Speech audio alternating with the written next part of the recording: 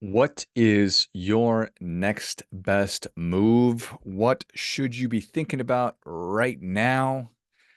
I spend a lot of time thinking about, talking about, and urging others to be very thoughtful and mindful and deliberate and intentional about how we allocate our most valuable resources. And those are our time, attention, energy, and money.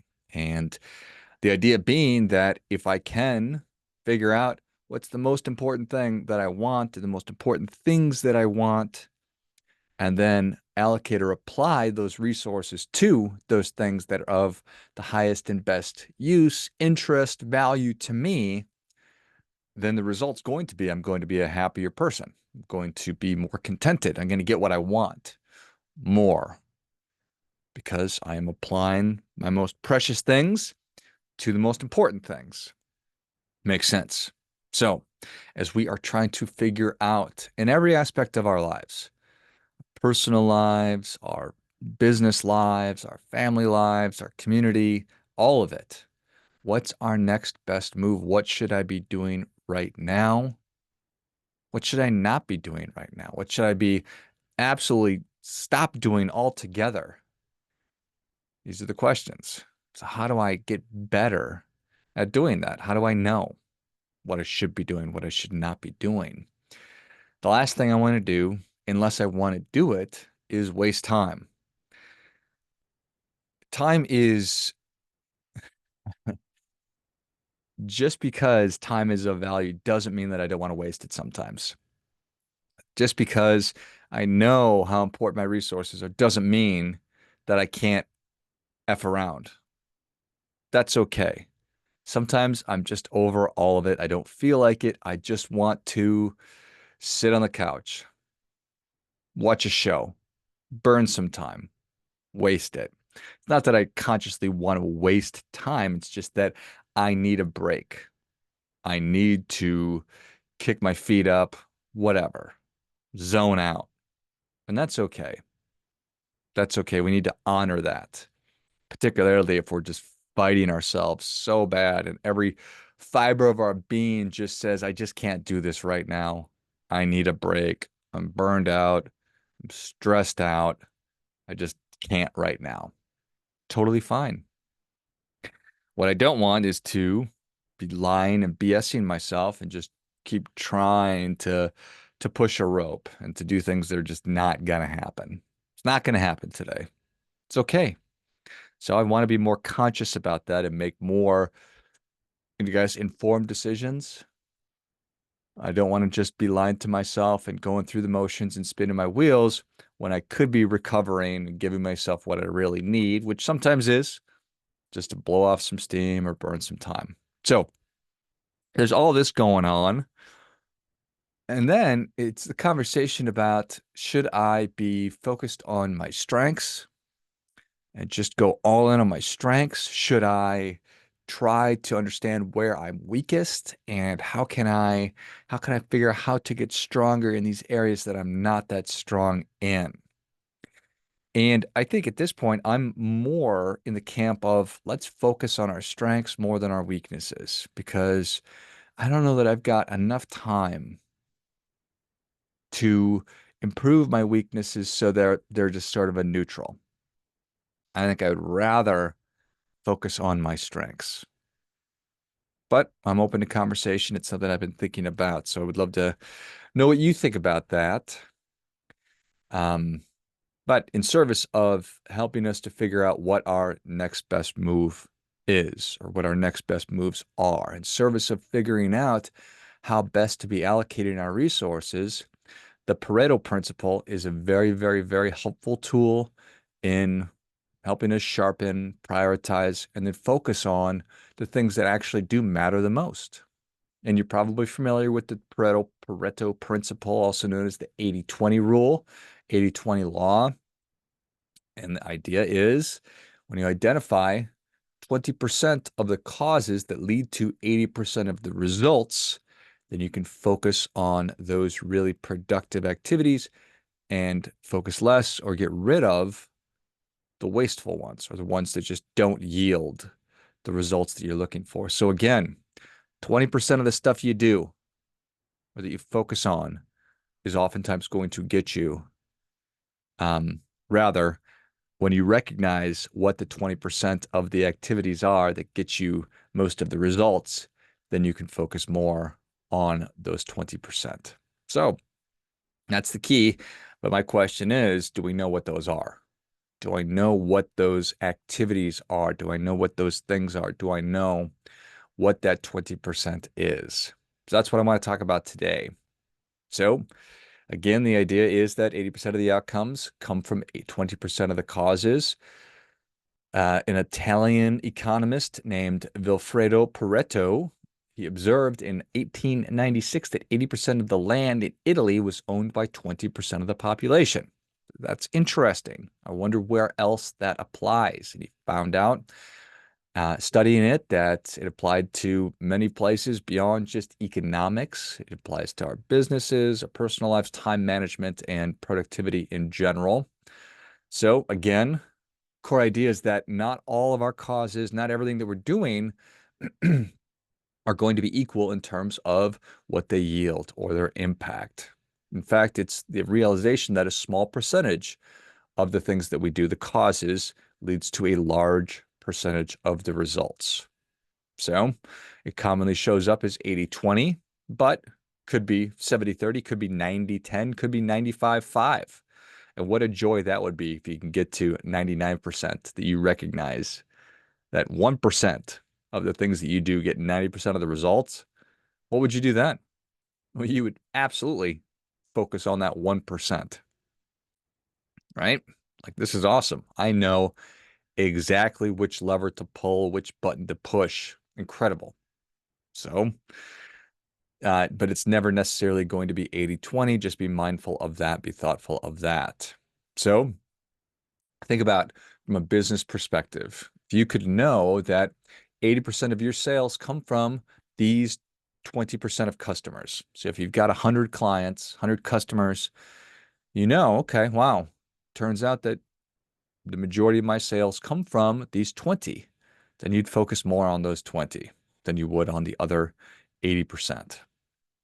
From a time management perspective, if you know that out of everything that you do on a daily basis, 80% of the productive work that you do comes from 20% of the tasks that you engage in, well, that's going to be really helpful. And this is something that I don't know that we all have a really firm grasp of. And I know that I don't know that I know this definitively. So I need to do some more work here too. So what are the key tasks that I have to be doing from a time management perspective, or just to get work done, to get the right amount of work done, the most productive amount of work done?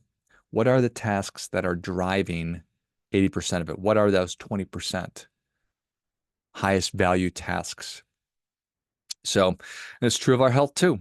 Think about that 80% of your health benefits come from 20% of your good habits.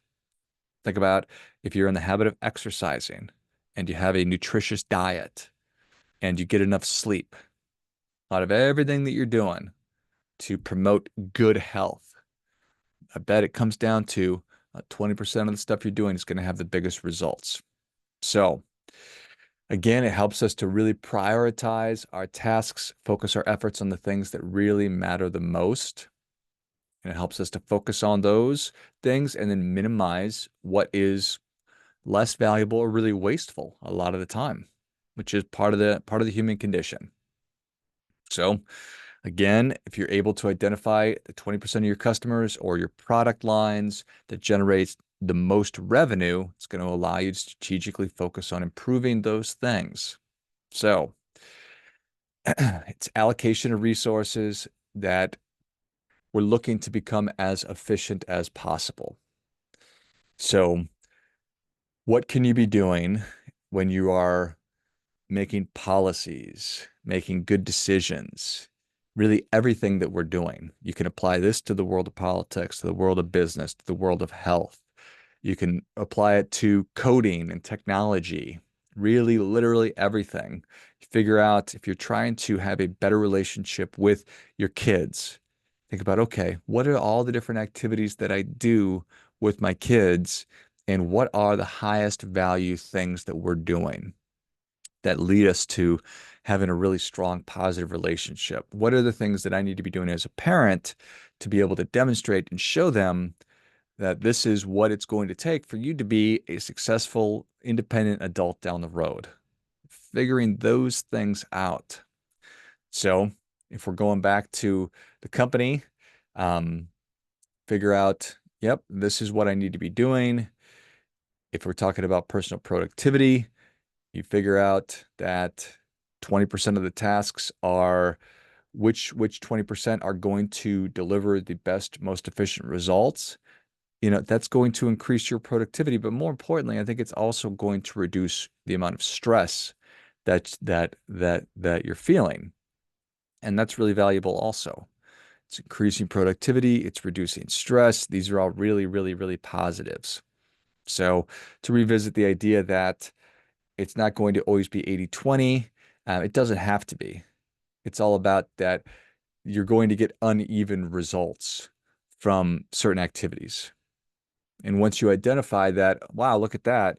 I thought that going to this networking meeting, if you're in business or you're trying to develop a clientele at some point, I thought that going to this networking meeting or, meeting this kind of professional for coffee a couple of times a week was going to deliver a lot of results, but it turns out that's gotten me very minimal results. So, big part of this is doing an honest assessment of what activities am I doing, and being honest with ourselves, is this getting me the result that I really want? And then when you know that, that's when you can figure it out.